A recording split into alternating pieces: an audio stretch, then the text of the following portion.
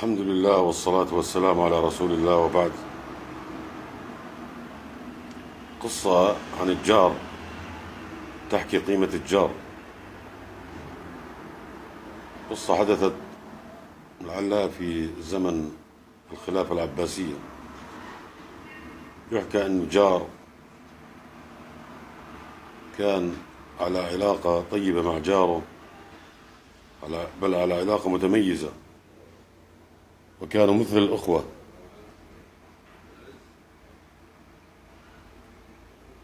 لكن في يوم تعرض هذا الجار أحد منهم إلى ظرف مالي صعب، لكنه لم يخبر صاحبه،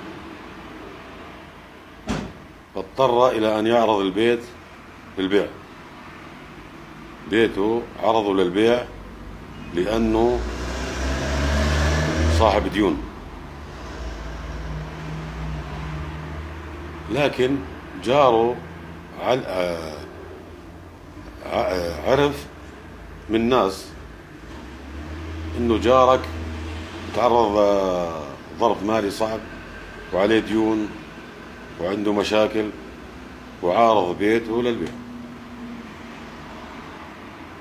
الآن يأتي دور الجار. ماذا فعل؟ سأل الناس عن قيمة الدين، قالوا له 20,000 دينار. دين جارك 20,000 دينار، دين جارك.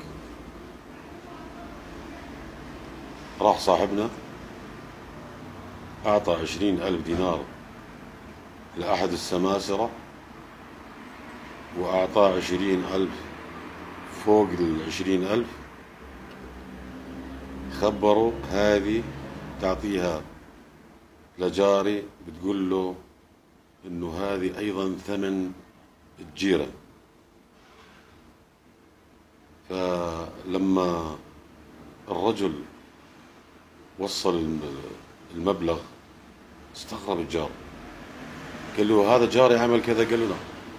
قال له دفع 20,000 دينار ثمن البيت، ودفع 20,000 دينار فوقها، هذه 40,000 ثمن الجيرة.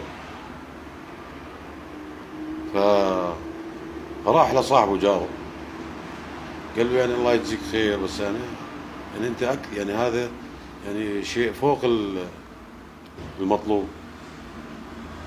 قال له ايضا البيت راح يظل باسمك. قال له الجار لا يعوض. وهذا تصديق للمثل الشعبي اللي يقول الجار قبل الدار، أو دور على الجار قبل الدار. ذلك إذا من أكبر نعم الله علينا أن يكون لك جار طيب، جار محترم، ما يكون لك جار مؤذي، لأنه الجار المؤذي بيكرهك في البيت وبيكرهك في السكن. لذلك أسأل الله أنه يرزقنا ويرزقكم الجار الطيب.